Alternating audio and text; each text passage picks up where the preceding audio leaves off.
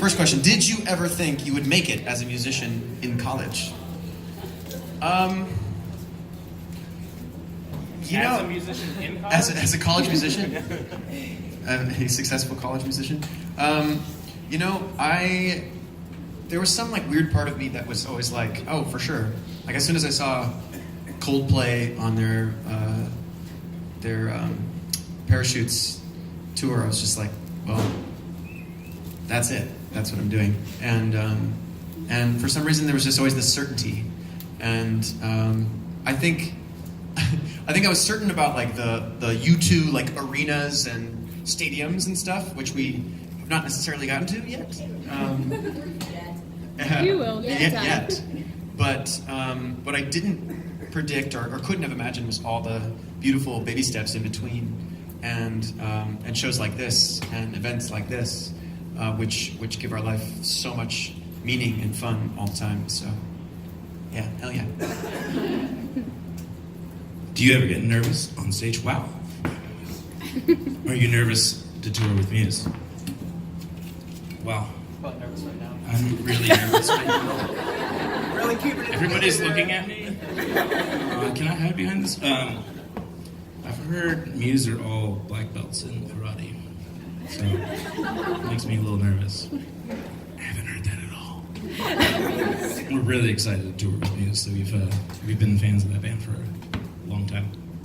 Yeah. Cool.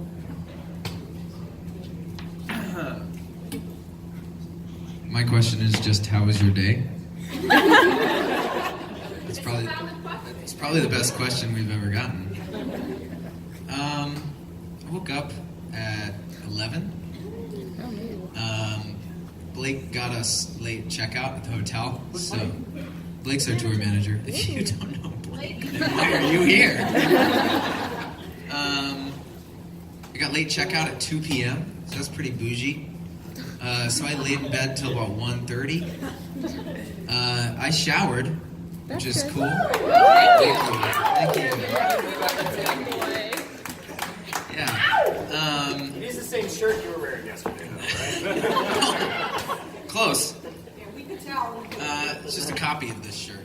And then I looked down. I got up out of bed and I looked at the trash can and saw the hot dog wrapper and the candy bar wrapper and the chips wrapper from last night. I got kind of sad. And that's when I went into the shower and washed all the sad away. And then I got an Uber with Sean, and that wasn't Sean. And then I got here.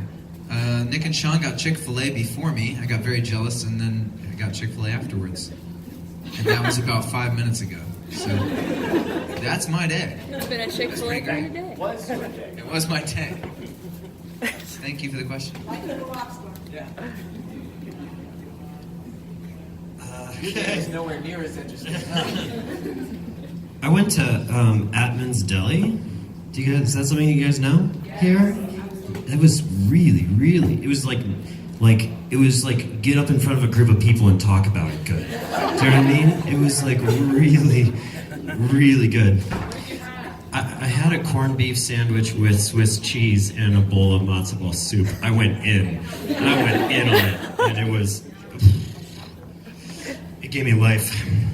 Okay, so this question is, what band / artist influenced you the most? And I'm glad you asked. For me, Dave Gilmour of the band Pink Floyd was the biggest influence on my guitar playing. I think you can probably hear that the most on the song Up to You from 2014's Talking is Hard. Like all the like funky guitar parts during the verses, it's all just another brick in a wall kind of in my brain, you know?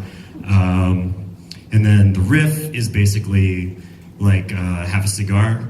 Am I talking to, you guys know what I'm talking about? All right, thank you. Yeah, all right, sweet. So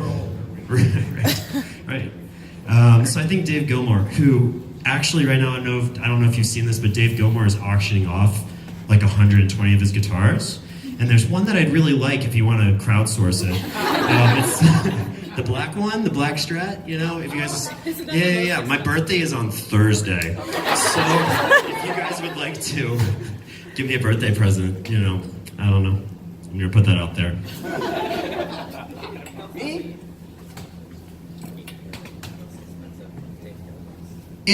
That's his song. In the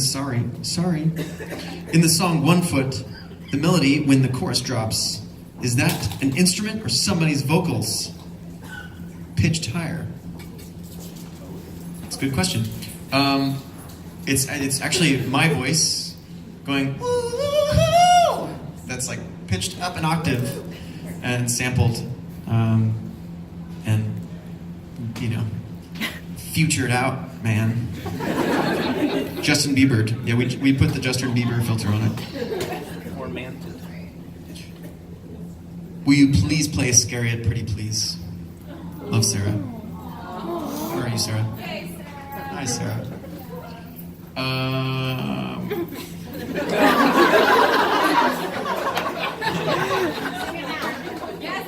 You know you had it coming, my friend, my friend. You know you had it coming, my brother. My brother had it coming, my friend, my friend. You had it coming.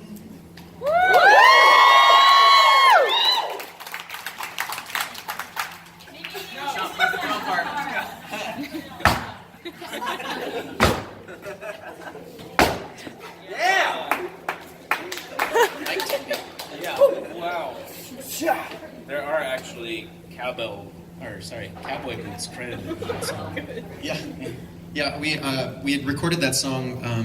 That was one of the songs on the first record that was pretty much just a live performance all the way through in the studio. Which, if you are familiar with modern day recording, is not that typical. But it seemed for that song that's just what had to happen, because it was just sort of it's a really organic piece of music. And we recorded it, we went away, went on tour, and our producer was mixing it, putting all the pieces together, and when it came back, it had this stomping sound on it that wasn't there before, and apparently it was him walking around his studio in cowboy boots. And that is forever in the history books. This is a question for me, I think. What kind of drum set is in the Time Bomb video? There's a couple of them. One of them is a 70s Rogers kit, but the other one, the weird looking one that looks like bananas, and like sort of like ship funnels. That's another 70s kit called North Drums. It's a now defunct company because all the drums sounded terrible. But they looked really cool, so they're really cheap. You can find them on eBay. So I bought them and had them for a while, and I finally got to use them somewhere. Yeah, they were just sitting in your living room forever. Right. I have no idea what to do with those things. I think they should go on tour with us at some point for sure. They look awesome. We have time for two more. Oh, it's her fault. Fast, we could go three. Okay. This is a similar question earlier. Do you still get stage fright, or have you been performing so long that you don't anymore? But it made me think of my stage fright story. It was the first time I ever played, performed like me and my guitar.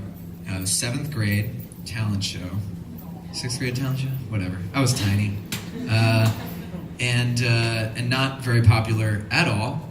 And I was playing "Where Have All the Flowers Gone" by Bob Dylan, and I'd completely forgotten the whole entire song. Like 10 minutes before I went on stage, I was freaking out, and I remember running to the bathroom and going to the last stall of the bathroom and trying to remember the words, like hiding in the stall, like, if I just stay here, it'll go away, and I won't have to perform. Anyways, I had to go on stage. I walked out on stage, I sat down, it was dead silent. It's like 500 people, and I still didn't know any of it. I was just staring at my guitar, dead silence, and the most popular girl in school, an 8th grader, stood up and screamed, "I love you, Kevin Ray!" And it all came back into my head, and I sang the whole song, and I've never had stage fright since. That's how it started.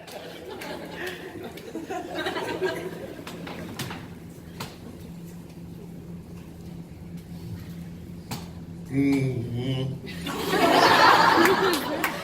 wasn't a bad question. The question was, are you influenced by K-pop? And the answer is like, not really. The end. What process do you use to create perfect imagery with lyrics and sound?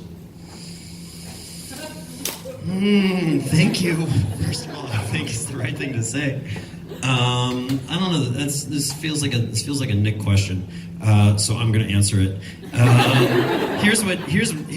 What I'll do is I'll give you the third person perspective on what it looks like when Nick creates the perfect imagery, and what it looks like is Nick is not.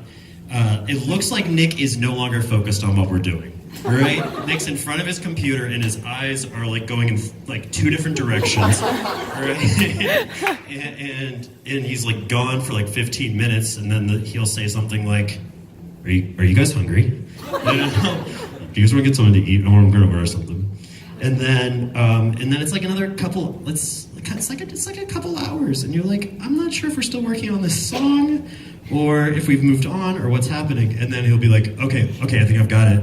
And he goes into the booth and just spits hot fire, as they say, you know? And that's what it's like when Nick creates the perfect imagery that you are perceiving in our songs. Thank you again, that's very sweet of you. And thank you guys for being here, this was super fun.